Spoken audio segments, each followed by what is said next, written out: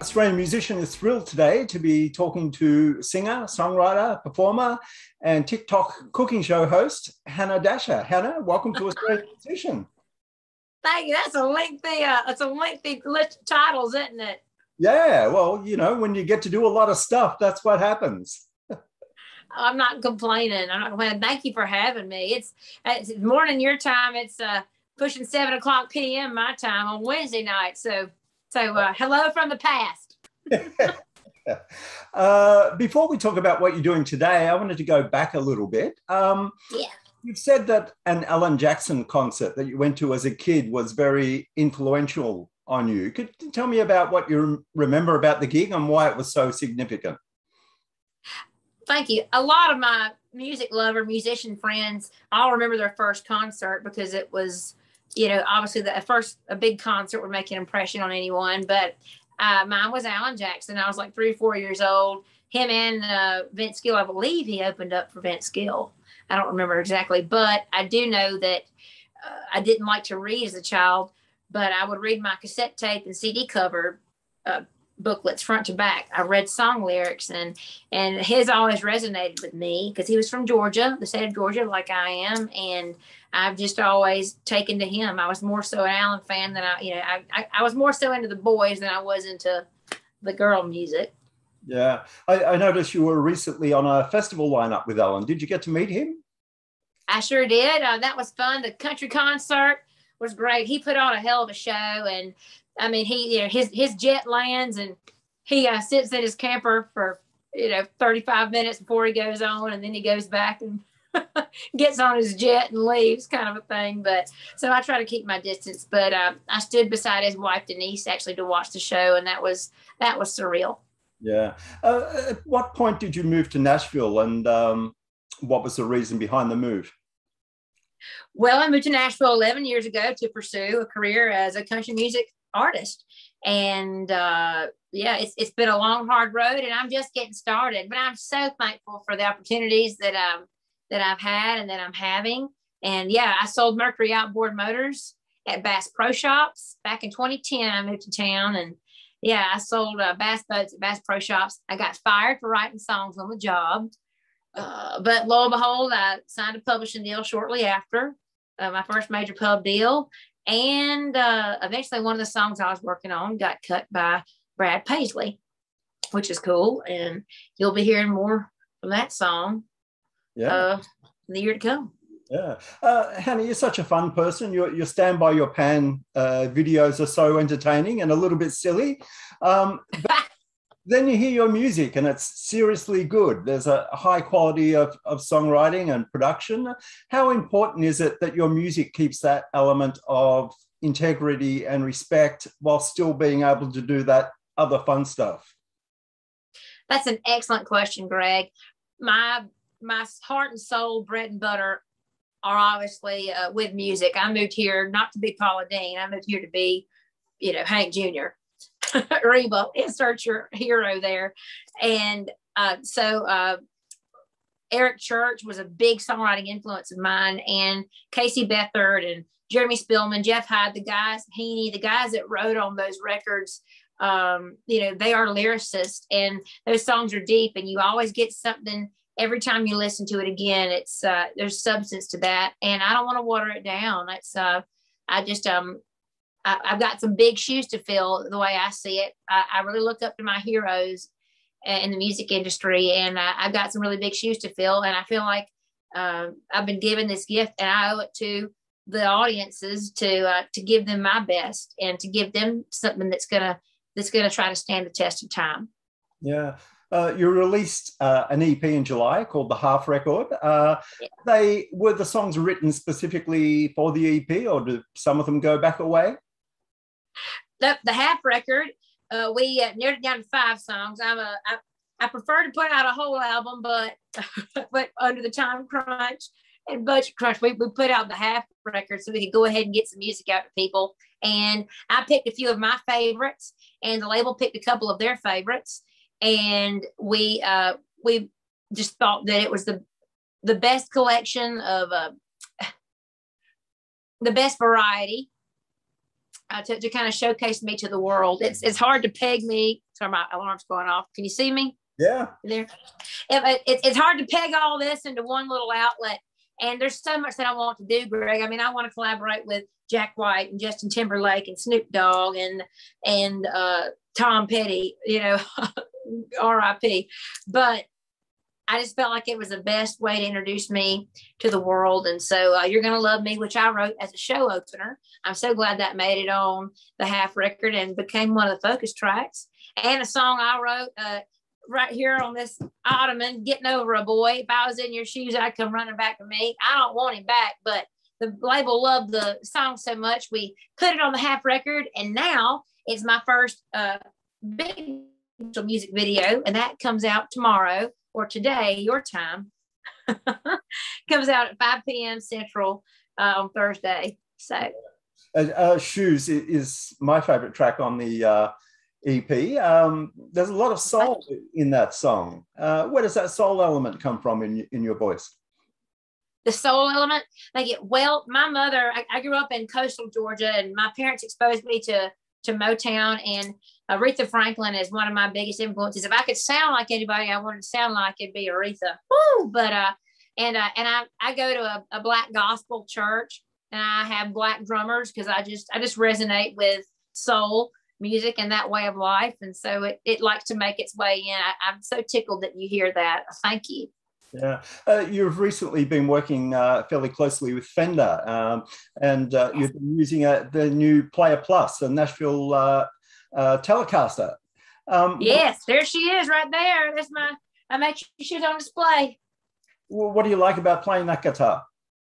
Oh my goodness. The edges around it, it's satiny, it's smooth and easy to play. It's got the noiseless pickup in it, so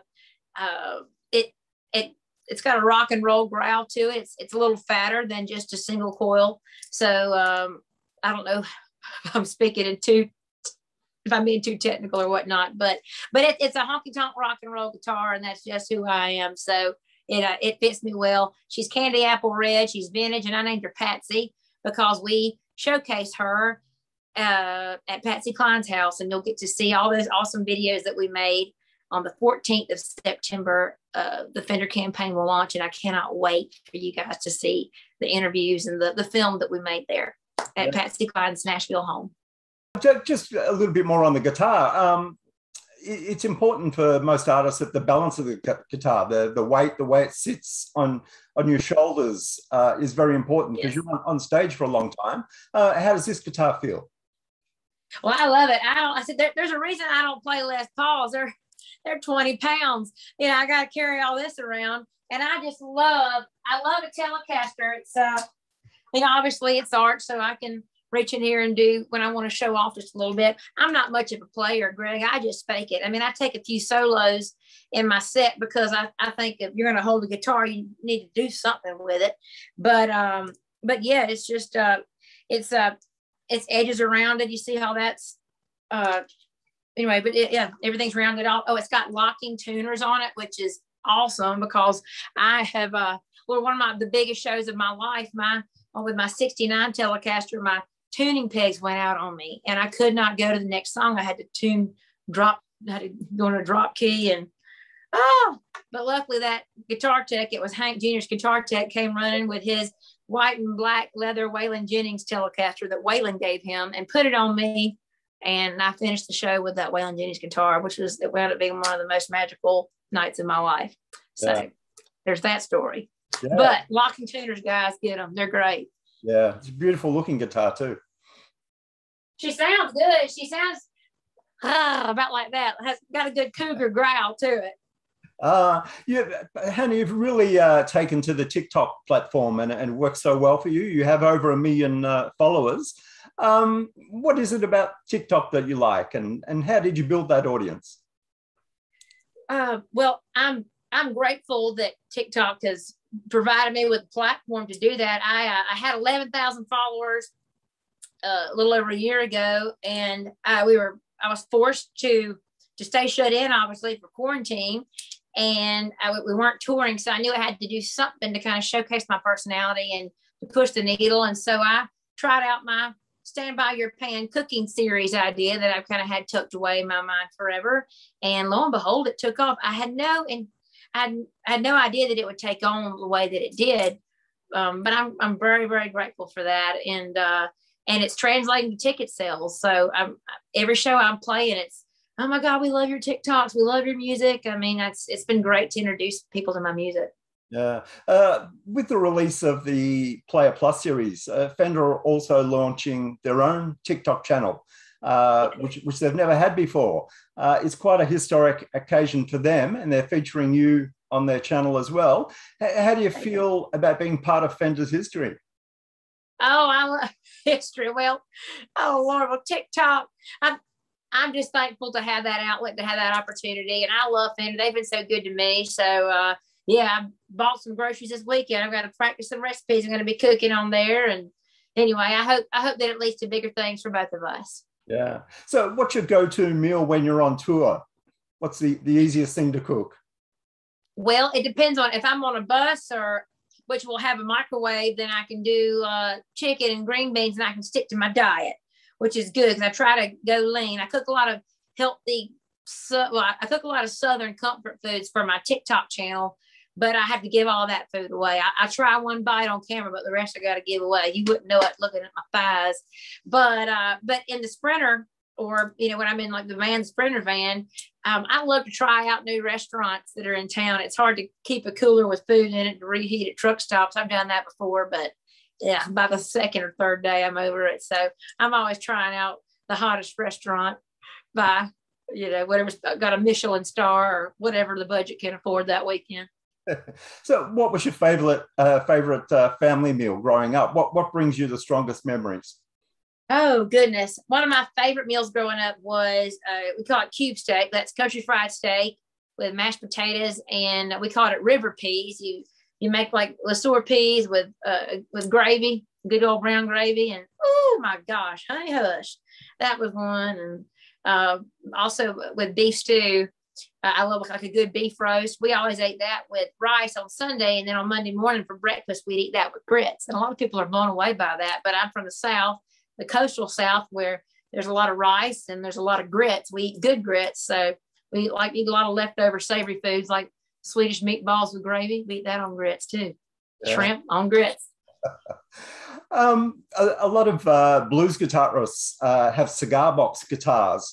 Have you spoken to Fender about a frying pan guitar? But I really want a cigar box guitar. It's funny you say that. Neil Mason, who's drummer for the Cadillac 3, we write a lot of songs together, but he's got a cigar box, and I always pick that thing up. That's actually what kind of sparked my interest in playing the slide. I haven't been playing slide long, but he's got one of those things, and I got snowed in here several years ago. We got snowed in, and so I was kind of forced to woodshed. So I picked up a slide and started teaching myself a little bit. And now I take a couple slide solos. I'm doing a ZZ Top tribute in my show this year. I'll play a little tush for you. But again, I'm not much of a player. I just fake it. You've got a new album coming out. What can you tell us about it? Well, there's not a set date for the whole record that's coming out, but I'm more than likely going to release what we're going to call the other half. Okay. So one of those songs, though, is a song that you'll see next week with the launch of the Fender campaign. We recorded it at Patsy Cline's home down in her retro bar. It's like red and white, and it's the original floors and the original bar covering, and you'll see the cabinets and all in the background. But the song is a song that I wrote with Steve Moakler and Jeremy Spillman, who wrote a lot on the first two Eric Church albums that made me fall in love with country music again. But this song is called If My Life Was a Country Song, and it's a little autobiographical, but I think it's for everybody. Yeah. So what's the grand plan for Hannah Dasher? Woo! I want to be a representative of the genre, Greg. I want to go to Hollywood. I'd love to be in a Western with old Scott Eastwood and hopefully do a love scene or two with him. But but no, ultimately I would love to become a member of the Grand Ole Opry. That's always been my goal. Selling out stadiums, that would be amazing. But ultimately, I'd love to join the Grand Ole Opry. Yeah. Well, hopefully this coronavirus will go away and we'll be able to see you down here in Australia one day.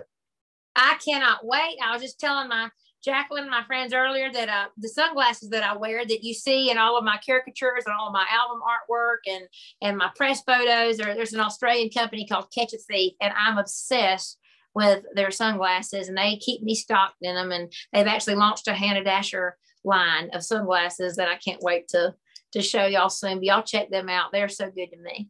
Yeah. Well, Hannah, it's been a pleasure to talk to you, and hopefully we can catch up again another time. Greg, I thank you so much. It's been a pleasure. Thanks for all your thorough research and for taking time for me, and have a wonderful Thursday.